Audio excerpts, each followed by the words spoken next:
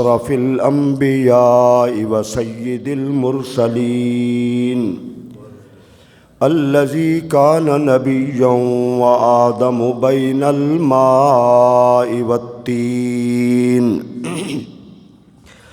وعلى آله الطيبين وأصحابه الراشدين أما بعد فأعوذ بالله من الشيطان الرجيم بسم الله الرحمن الرحيم أجعلتم سقاية الحاج وعمارة المسجد الحرام كمن آمن بالله واليوم الآخر وجاهد في سبيل الله لا يستوون عند الله قال الله تبارك وتعالى في مقام آخر ويطعمون الطعام على حبه مسكينا ويتيما وأسيرا قال النبي صلى الله تعالى عليه وسلم من كنت مولاه فهذا علي مولاه قال النبي صلى الله تعالى عليه وسلم من أحب عليا فقد أحبني ومن أحبني فقد أحب الله ومن أبغض عليا فقد أبغضني ومن أبغضني فقد أبغض الله قال النبي صلى الله تعالى عليه وسلم القرآن مع علي والقرآن والعلي مع القرآن حتى يرد الحوض رب اشرح لي صدري ويسر لي أمري واحلل عقدة من لساني يفقهوا قولي قال الله تبارك وتعالى في شان حبيبه مخبرا وآمرا إن الله وملائكته يصلون على النبي يا أيها الذين آمنوا صلوا عليه وسلموا تسليما اللهم صل على سيدنا ومولانا محمد وعلى آل سيدنا وأصحاب سيدنا ومولانا محمد وبارك وسلم وصلوا عليه صلاة وسلاما عليك يا سيدي يا رسول الله وعلى آلك وأصحابك يا سيدي يا حبيب اللہ۔ اللہ رب العزت کی حمد و ثنا حضور نبی رحمت شفیع امت خاتم النبیین صلی اللہ تعالی علیہ وسلم کی ذات اقدس پر درود و سلام عرض کرنے کے بعد دعا ہے اللہ رب العالمین ہم سب کو، ہماری اولادوں کو، نسلوں کو قیامت تک خلیفۃ المسلمین امیر المومنین سیدنا علی المرتضیٰ شیر خدا کرم اللہ وجہ الکریم کی عظمت کو سننے کی، سمجھنے کی اور ہم سب کو ان سے محبت کرنے کی توفیق عطا فرمائے۔ حضور کے بعد امت میں جو خلافت کی ترتیب ہے، سوائے ایک فرقہ کے باقی جتنے فرقے سمجھ لو، جماعتیں سمجھ لو، ان تمام کا اتفاق ہے جو ترتیب جس کو صحابہ کرام کے بعد تابعین نے قبول کیا، ائمہ مجتہدین نے قبول کیا، محدثین نے قبول کیا، چاروں سلاسل کے بزرگان دین نے قبول کیا، اور کثیر تعداد میں امت جس نظریے پہ ہے کہ جو خلافت کی ترتیب چلی تھی اس میں چوتھے خلیفہ راشد سیدنا علی المرتضیٰ شیر خدا کی ذات گرامی ہے۔ آپ نے میرے تمہیدی کلمات پہ غور کر لیا ہوگا، اس لیے کہ آج فتنوں کا دور ہے،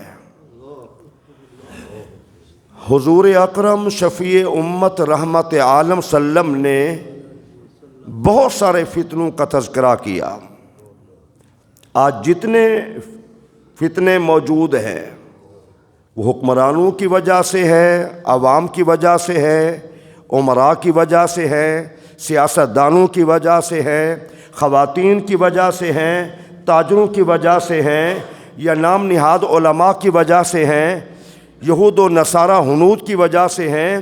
یہ تمام فتنوں کا تذکرہ اللہ کے رسول نے اپنی امت کو بتا دیا۔ تو حضور نے یہ بھی فرمایا فتنے اس طرح برسیں گے جس طرح بارش موسلا دھار برستی ہے تیزی کے ساتھ، یا پھر فرمایا جس طرح ہار میں موتی ہوں ٹوٹتا ہے تو ایک کے بعد تیزی سے موتی گرتے ہیں، اس طرح فتنے تیزی سے زمین پہ گریں گے۔ جب تیزی سے فتنے پڑیں گے تو پھر کیا ہے، اللہ ہمیں اس سے محفوظ فرمائے۔ پھر اس کا نقصان کیا ہوگا، اس فتنوں میں لوگ بہہ جائیں گے۔ صبح کو بندہ مسلمان ہوگا تو اسی شام کو کافر بن جائے گا، استغفر اللہ، اور شام کو بندہ مسلمان ہوگا تو اگلی صبح کو کافر بن چکا ہوگا۔ یہ حضور نے ارشاد فرمایا۔ آج فتنوں کا دور ہے۔ اگر آپ دنیا کے حالات کو دیکھیں، قرآن جیسی عظیم کتاب کا انکار بھی کر رہے ہیں لوگ، توہین تو یہود و نصارہ کر رہے ہیں نا، انکار بھی نام نہاد مسلمان کر رہے ہیں، اپنے آپ کو مسلمان کہلانے والے۔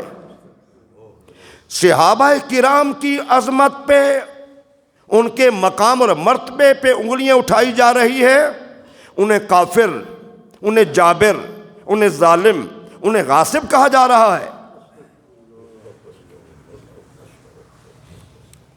اہل بیت کے حوالے سے یزید کو لے کر آگے چلے، یزید حق پر تھا، یہ گھرانے حسنین کریمین یہ معاذ اللہ حق پہ نہیں تھے۔ تو میرے بھائیوں سوچئے صحابہ کرام آخر کون لوگ تھے؟ یاد رکھنا ان کے سامنے وہ ہستی جو کائنات کی عظیم ترین ہستی حضور رحمت للعالمین۔ اگر صحابہ کی تربیت نہیں ہوئی، صحابہ کو اخلاق نہیں بتائے گئے، صحابہ کو اعمال نہیں بتائے گئے، صحابہ کو صراط مستقیم کا راستہ نہیں بتایا گیا، تو میرا آپ سے سوال ہے کیا اس دور میں ہمیں کوئی بتا سکتا ہے؟ میری سب سے توجہ کے ساتھ سنیں ذرا۔ اگر صحابہ اچھے مسلمان نہیں ہیں تو 14 صدیوں کے بعد ہم کیسے اچھے مسلمان ہو سکتے ہیں؟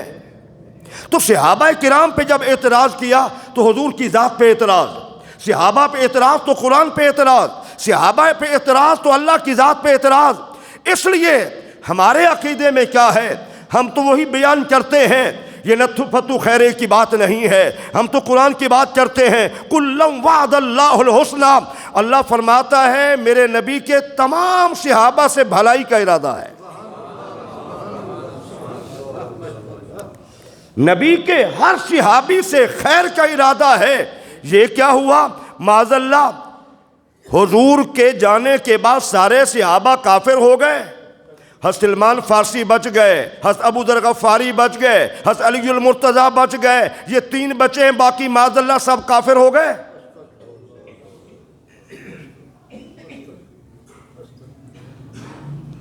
تو اس لیے عقائد کی باتوں کو جاننا ضروری ہے۔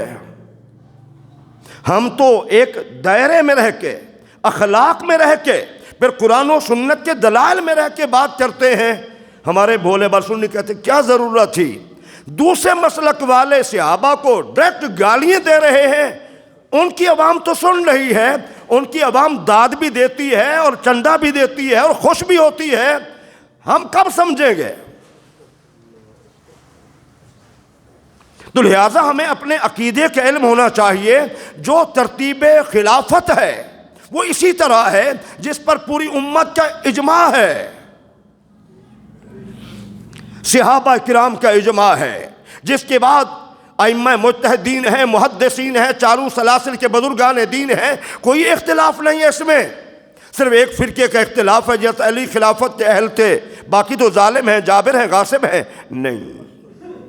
ہر ایک کی الگ الگ شانیں ہیں، ہر ایک کا الگ الگ مقام ہے، اللہ نے بیان کیا ہے یا اس کے رسول ہاشمی نے بیان کیا ہے۔ خدا کا شکر ہے 14 صدیوں کے بعد ہم اہل سنت و جماعت کے لوگ اسی مقام پہ کھڑے ہیں جو اللہ کے رسول نے صحابہ کا مقام بیان کیا ہے، ٹھیک ہے نا؟ یہ آپ کو مبارک ہو، اس فتنے سے آپ بچے ہوئے ہیں جس فتنے میں لوگ کہیں معاذ اللہ صحابہ تو کافر ہو گئے۔ صحابہ کرام کے آپس میں تعلقات تھے، دیکھیے حتیٰ کہ کتب شیعہ میں موجود ہے، سیدنا علی المرتضیٰ نے حضرت ابو بکر صدیق کے پیچھے نمازیں پڑھی ہیں، حضرت عمر بن خطاب کے پیچھے نمازیں پڑھی ہیں، حضرت عثمان غنی کے پیچھے نمازیں پڑھی ہیں، ان کے ادوار میں، ان کے دور خلافت میں چیف جسٹس بھی رہے ہیں، مشیر خاص بھی رہے ہیں، اور خاص عہدوں پہ فائز بھی رہے ہیں۔ اچھا میں آپ کو ایک بات کرتا ہوں، توجہ کریں، مثلا کسی بندے کا میرا کوئی اللہ نہ کرے کوئی ایسا معمول عمل دیکھ لیا تو وہ کیا کرتا ہے، وہ میری مسجد چھوڑ جاتا ہے، میں نماز نہیں پڑھ، میں تو جانتا ہوں جب میں نے اپنی آنکھوں سے مفتی صاحب کو دیکھا ہے، میں آپ کو سوچ ایک فکر دے رہا ہوں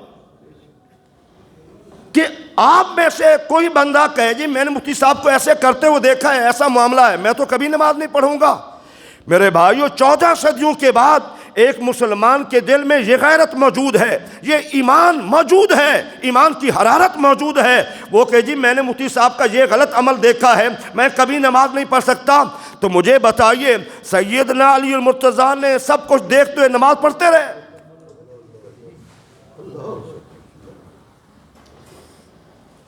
سوچیں ضرور ذرا۔ تقریباً کم و بیش 25.5 سال حضور کے وصال مبارک کے بعد ان خلفاء کے پیچھے نمازیں پڑھتے رہے۔ حضرت علی المرتضیٰ کی غیرت ہمارے جتنا بھی نہیں کہ ہم اپنے امام کی غلطی کو دیکھ کر برداشت نہ ہو، ہم تو پیچھے ہٹ جائیں، نماز چھوڑ دیں اس امام کے پیچھے۔ سیدنا علی المرتضیٰ نے کچھ نہ دیکھا، کتنا بڑا الزام تراشی ہے۔ اور پھر آپ ذرا غور فرمائیں اور میرے ان کلمات پہ غور کریں۔ سیدنا علی مرتضیٰ رضی اللہ تعالی عنہ، نہج البلاغہ مشہور زمانہ آپ کے خطبہ کا مجموعہ ہے، آپ کے خطاب تھے نا، دروس ہیں، خطاب ہیں مختلف مواقع پہ، اس نہج البلاغہ میں صحابہ کو کوئی گالیاں نہیں ہیں، اس نہج البلاغہ میں ایسے معاملات بالکل نہیں ہیں۔ نہج البلاغہ میں جو ان کی اذان چلتی ہے نہیں ہے، نہج البلاغہ میں جو ہاتھ چھوڑ کے نماز پڑھتے نہیں ہیں، بلکہ میں نام تو نہیں لیتا،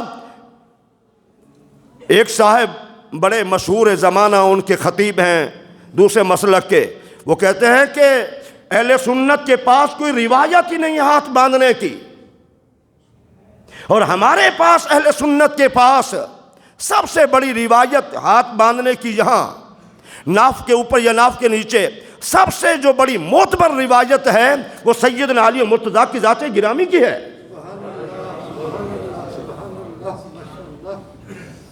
ٹھیک ہے نا؟ تو اب آئیے ذرا، یہ باتیں میں نے آپ کی ذہن سازی، میرا حق بنتا ہے کہ میں فتنوں کے دور میں آپ کے ایمان کا تحفظ کروں، آپ کو اپنے عقیدے پہ فخر ہونا چاہیے کہ آپ کے دل میں صحابہ کی محبت بھی اور اہل بیت کی محبت بھی ہے۔ اللہ نے قرآن میں فرمایا اجعلتم سقایۃ الحاج و امارۃ المسجد الحرام کمن آمن باللہ والیوم الآخر وجاہد فی سبیل اللہ لا یستوون عند اللہ۔ حضرت عباس بیٹھے ہوئے تھے، حضرت طلحہ بیٹھے ہوئے تھے، سیدنا علی بیٹھے ہوئے تھے۔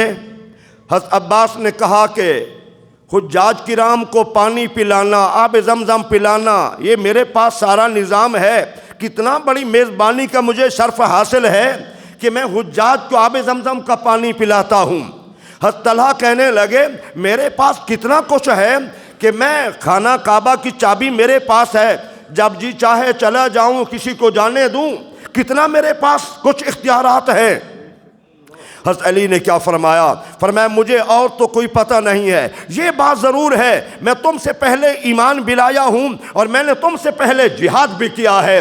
باتیں ہو رہی ہیں صحابہ میں، باتیں ہو رہی ہیں زمین پہ، اللہ نے قرآن کی آیت بھیجی، فرمایا کوئی کہتا ہے کہ ہم تعمیر کرتے ہیں، حاجیوں کو پانی پلاتے ہیں، لیکن ہاں ان میں ایک وہ شخصیت ہے من آمن باللہ والیوم الآخر وجاہد فی سبیل اللہ، جو اللہ پر بھی ایمان لائے، قیامت کے دن پر بھی ایمان لائے، اور جس نے جہاد کیا۔ لا یستوون عند اللہ، وہ اللہ کی نظر میں برابر نہیں ہو سکتے۔ علی کا مقام بلند و بالا ہے، ان کا مقام کیا ہے؟ بلند و بالا ہے۔ سیدنا علی المرتضیٰ شیر خدا کی عظمت میں بڑے احادیث ہیں، کچھ میں عرض کرتا ہوں، توجہ کرنا۔ حضور نے ارشاد فرمایا سید العرب کو بلا کے لاؤ، سید العرب کو بلا کر لاؤ۔ اما صدیقہ نے عرض کی حضور الست سید العرب، کیا آپ سید العرب نہیں ہیں؟ حضور نے فرمایا نہیں، سید العرب میرے علی ہیں، میں سید ولد آدم ہوں، تمام اولاد آدم کا سردار میں ہوں، اور میرا علی پورے عرب کا سردار ہے۔ حضور نے فرمایا بیٹی فاطمہ، کیا تو اس بات پہ راضی نہیں ہے، اس بات پہ راضی نہیں ہے کہ اللہ کریم نے زمین پہ جب نظر ڈالی، رحمت کی، تو دو بندوں کو اختیار کیا، ایک مجھے چنا اور ایک میرے علی کو چنا، جس سے میں نے تیرا نکاح کر دیا ہے، جس سے میں نے تیرا نکاح کر دیا ہے۔ اور پھر ذرا آپ غور فرمائیں، سیدنا علی المرتضیٰ شیر خدا رضی اللہ تعالی عنہ کی جو صفات ہیں، بڑی اور بہت زیادہ صفات ہیں۔ آج اس دور میں آپ کو نئی بات بتا رہا ہوں، ہمارے ہاں شرافت کا تصور کیا ہے؟ تگڑا آدمی، چودھری آدمی، سیاست دان، حکمران، اس کو جو مرضی کرے، بھئی یہ شریف آدمی ہے، یہ کچھ نہیں کر سکتا، یہی ہے نا، یہ شریف آدمی ہے، کچھ نہیں کر سکتا۔ لیکن سیدنا علی مرتضیٰ کا قول سنیے اور غور سے سنیے، آپ فرماتے ہیں شریف وہ نہیں ہے جو اپنے مد مقابل کے سامنے جواب نہ دے سکے، فرمایا اصل میں شریف وہ ہے جو اپنے مد مقابل کو اس کے مطابق جواب دے سکے، اپنا بدلہ لے سکے۔ سوچئے ذرا، ہم کیا کہتے ہیں، ہماری سوچ کیا ہے کہ شریف تو وہ ہے جو کچھ نہیں کر سکتا۔ حضرت علی فرماتے ہیں کہ شریف وہ ہے جو اپنا بدلہ لے سکتا ہو۔ تو سیدنا علی المرتضیٰ شریف ہی نہیں، وہ تو شیر خدا ہے۔ دل و دماغ کی کھڑکی کھولیے، وہ شریف ہی نہیں، وہ تو شیر خدا ہے۔ اگر خلافت ان کا حق تھا، اگر باغ فدق ان کی اہلیہ سیدہ کا حق تھا، تو پھر آپ حق کیوں نہیں لے سکے؟ آپ وہی تو ہیں۔ مرحب، بعض علماء نے کہا کہ وہ 1000 کے مقابلے میں لڑنے والا عرب کا مشہور زمانہ پہلوان تھا، لیکن سیدنا علی مرتضیٰ نے ایک وار میں 2 ٹکڑے کر دیے۔ جن کی طاقت کا یہ عالم ہو، وہ اپنا حق ہی نہ لے سکے۔ اور پھر دیکھیے، خیبر کا دروازہ، قلعہ جو یہودیوں کا جس پہ قبضہ تھا، کچھ وقت لگ گیا لیکن وہ قلعہ فتح نہیں ہو رہا۔ میرے نبی بیٹھ گئے، یہ حدیث بخاری شریف موجود ہے، دوسری کتب میں موجود ہے۔ لوگ کہتے ہیں قرآن کہہ رہا ہے، سورہ لقمان میں ہے، کل کسی کو علم نہیں ہے، کل کیا ہوگا کسی کو علم نہیں ہے۔ حضور کو بھی علم نہیں ہے۔ یہ برملا کہا جاتا ہے کہ معاذ اللہ کیسی سوچ ہے، فکر ہے۔ اس ایسی دور میں ہم بہت کچھ جان سکتے ہیں، 6 ماہ کے بعد، سال کے بعد معاملات کیا ہوں گے، حالات کیا ہوں گے، لیکن لوگ کہتے ہیں کہ معاذ اللہ نبی کو کل کا علم نہیں ہے۔ سورہ لقمان میں موجود ہے کل انسان کیا کرے گا، قیامت۔ تو حضور نے کیا فرمایا، صحابہ کرام موجود ہیں، حضور نے فرمایا کل میں اس شخص کو جھنڈا دوں گا، کل میں اس شخص کو جھنڈا دوں گا جو اللہ اس کے رسول سے محبت کرتا ہے اور اللہ اس کے رسول اس سے محبت کرتے ہیں۔ اللہ اکبر، کیا مقام ہے آپ کا۔ ایک ہے ہم دعویٰ کریں کہ ہمیں اللہ سے محبت ہے، اس کے رسول سے محبت ہے، ایک دوسری بات کیا ہے، اللہ جس سے محبت کرے۔ حضور کیا فرما رہے ہیں، فرمایا کل میں اس آدمی کو جھنڈا دوں گا اور جس کے ہاتھ پہ اللہ یہ فتح فرما دے گا وہ بندہ ہے جس سے اللہ اس کے رسول بھی محبت کرتا ہے اور وہ بھی اللہ اس کے رسول سے محبت کرتے ہیں۔ رات گزری، سب صحابہ منتظر تھے، کیوں؟ ان تمام کے دلوں میں اللہ اس کے رسول کی محبت موجود تھی۔ اگلا دن ہوا، سارے صحابہ آ کے بیٹھ گئے۔ حضور نے فرمایا این علی، علی کہاں ہے،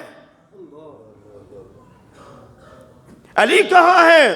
کل کی بات، مستند حدیث، اس میں کوئی راوی ضعیف نہیں ہے، یہ موضوع حدیث نہیں ہے، یہ منقطع نہیں ہے، صحیح حدیث میں عرض کر رہا ہوں۔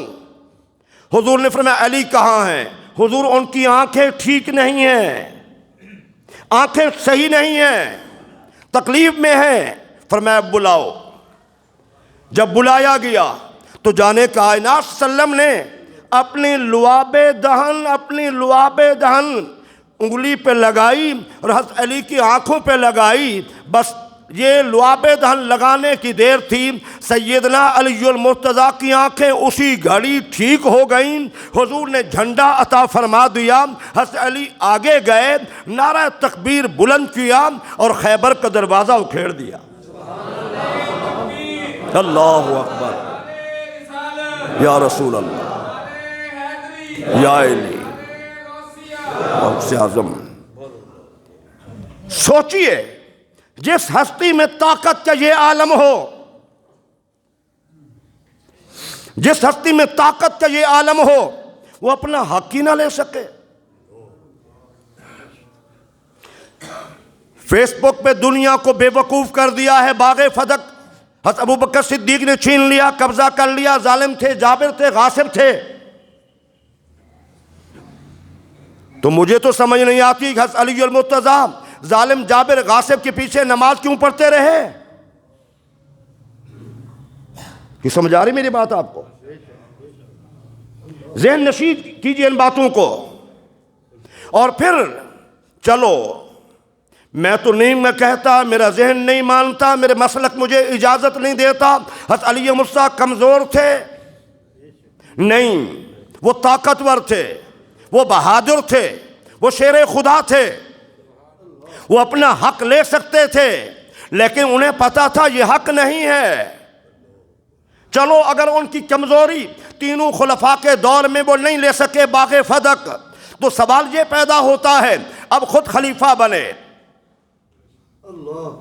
اب وہ لوگ نہیں ہیں، ابو بکر صدیق نہیں ہیں، عمر بن خطاب نہیں ہیں، عثمان غنی نہیں ہیں، باقی صحابہ موجود ہیں، خلیفہ خود بنے ہیں، صاحب اختیار ہیں۔ کسی ایک روایت سے ثابت نہیں ہے کہ آپ نے وہ باغ فدق اپنے قبضے میں لیا ہو، نہیں لیا۔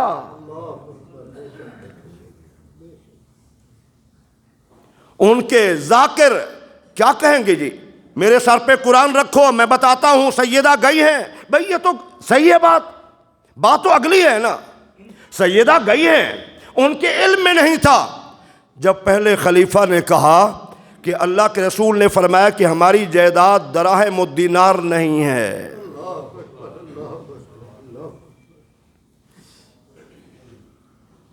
بڑا پرفتن دور ہے۔ پھر دیکھیں حضور نے فرمایا القرآن ما علی والعلی ما القرآن لا یفترقان حتی یرد الحوض. توجہ، حضور نے فرمایا قرآن علی کے ساتھ ہے اور علی قرآن کے ساتھ ہے، یہ کبھی جدا نہیں ہوں گے حتیٰ کہ جب حوض کوثر پہ آئیں گے تو علی اور قرآن اکٹھے آئیں گے.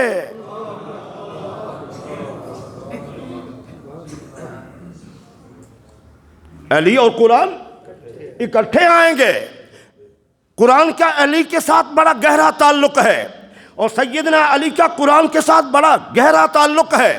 حضرت علی مرتضیٰ نے تمام صحابہ کرام میں سے آپ کا یہ دعویٰ ہے، مجھ سے پوچھو میں تمہیں بتاؤں گا یہ آیت رات کو اتری ہے یا دن کو اتری ہے، میں بتاؤں گا یہ صحرا میں اتری ہے یا پہاڑی پہ اتری ہے، میں تمہیں بتاؤں گا یہ کس کے حق میں نازل ہوئی ہے، میں تمہیں بتاؤں گا یہ آج کب نازل ہوئی ہے. آپ ذرا غور کریں، میں تمہیں ہر بات بتا سکتا ہوں. تو میرے بھائیوں، خدا را اپنے علماء سے رابطہ مضبوط کرو. آپ کے اگر پیر کامل ہیں تو ان سے رابطہ مضبوط کرو، ورنہ دائیں بائیں ہو کے بھٹک جائیں گے. آپ کہیں گے نہیں مسلک پہ رہتے ہیں، علماء سے رابطہ ہے، پیران الزام سے. میرے بھائیوں میری ایک بات یاد رکھنا، گندے جراثیم بڑے جلدی اثر کرتے ہیں. آپ ایک برس سے مسلسل دوائی کھا رہے ہیں، ایک برس گزر چکا ہے، لیکن آپ ایک وقت میں تھوڑی سی زہر لے لیں تو اثر کرتی ہے نہیں کرتی؟ اگر میں غلط کہہ رہا ہوں تو آپ مجھے کہتے ہیں مفتی صاحب آپ غلط کر رہے ہیں. بھئی آپ ایک سال سے اچھی خوراک کھا رہے ہیں، اچھی دوائی کھا رہے ہیں، آپ نے اچھے ڈاکٹر کا انتخاب کیا ہے، اس نے آپ کی تجویز دوائی صحیح کی ہے، آپ تو صحت یاب ہیں، لیکن ایک وقت میں آپ تھوڑی سی زہر کھا لیں، سال کی دوائی کدھر گئی؟ بھی سال کی آپ کی اچھی خوراک کدھر گئی؟ آپ نے تو ایک وقت میں تھوڑی سی زہر استعمال کی ہے، اس کے اثرات یاد رکھنا جس طرح زہریلی اور گندی جراثیم والی دوائی جلدی اثر کرتی ہے، گندے عقائد و نظریات قادیانیوں کے ہوں، صحابہ کے دشمنوں کے ہوں، اہل بیت کے دشمنوں کے ہوں، وہ اثرات بھی جلدی اثر کرتے ہیں. اس لیے اہل سنت کے دامن نہ چھوڑیے. میں ذمہ داری سے عرض کر رہا ہوں، جو میرا مسلک ہے، داتا حجویری کا بھی یہی مسلک تھا، خواجہ اجمیری کا یہی مسلک تھا، بابا فرید کا یہی مسلک تھا، جتنے بزرگان دین برحق ہیں سب کا یہی مسلک تھا.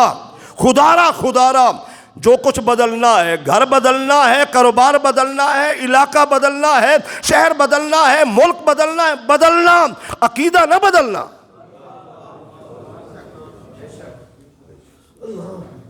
عقیدہ کبھی نہ بدلنا، اور عقیدے کے حوالے سے کسی سے کمپرومائز نہیں کرنا بالکل.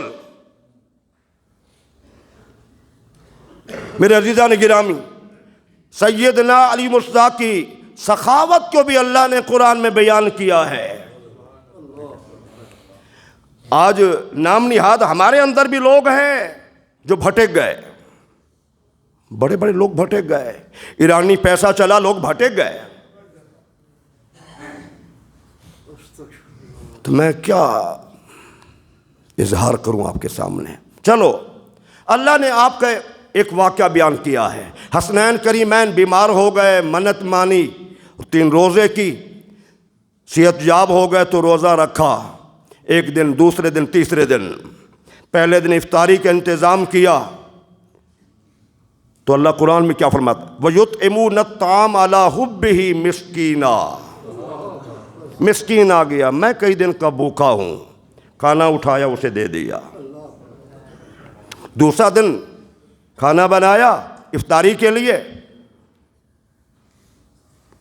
تو پھر ایک آ گیا، میں یتیم ہوں. تیسرے دن کھانا بنایا، دستک ہوئی مغرب کے قریب، میں قیدی ہوں، کئی دن کا بھوکا ہوں. کھانا اٹھا دیا، دے دیا. یہ زمین پہ ایک مدینہ طیبہ کے خلیفہ کے گھر میں ایک یہ کام ہو رہا تھا. اللہ کریم نے، نہیں خلیفہ تو بعد میں بنے نا، یہ حضور کی حیات طیبہ میں، یہ یاد رکھنا۔ اللہ نے قرآن نازل فرمایا وَيُطْعِمُونَ الطَّعَامَ عَلَىٰ حُبِّهِ مِسْكِينًا وَيَتِيمًا وَأَسِيرًا، اس کی محبت پہ وہ کھانا کھلاتے ہیں، مسکین کو، یتیم کو، قیدی کو۔ حضرت علی کے گھر کی بات اللہ نے قرآن سے آیت بنا کے نازل فرما کے بتا دیا، علی کے گھرانے میں یہ بھی ہوتا ہے۔ اللہ اکبر، علی کے گھرانے میں یہ بھی ہوتا ہے، خود بھوکے ہیں دے رہے ہیں۔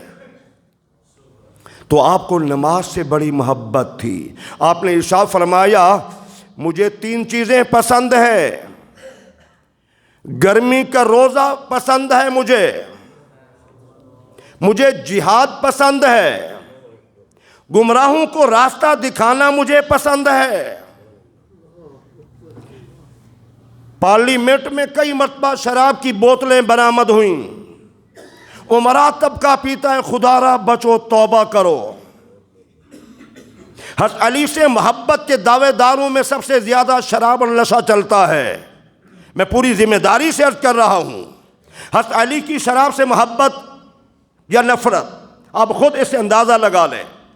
فرماتے ہیں اگر کنواں گہرا ہو، اس میں ایک شراب کا قطرہ چلا جائے، سارا پانی خشک ہو جائے، اس کی گہرائی اور کر کے مینار کھڑا کیا جائے، بنیادیں، پھر بلند و بالا مینار، پھر مجھے کہا جائے بھائی علی اس پہ چڑھ کے اذان تو دو، وہ شراب خشک ہو گئی، پانی خشک ہو گیا، قطرہ تو ایک تھا، وہ تو گہرائی میں تھا، وہ خشک ہو گیا ہے، اب اتنا اونچا مینار بنایا گیا ہے۔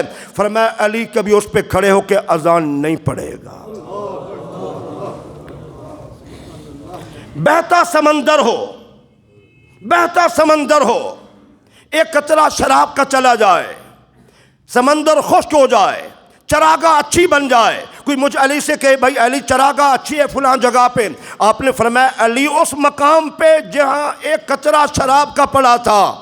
میرے جوانوں، میرے بزرگوں، ذرا غور کرو،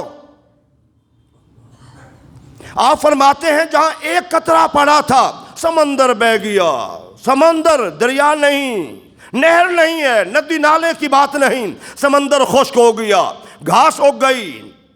فرمایا میں اس مقام پہ اپنی بکریاں بھی نہیں چراؤں گا۔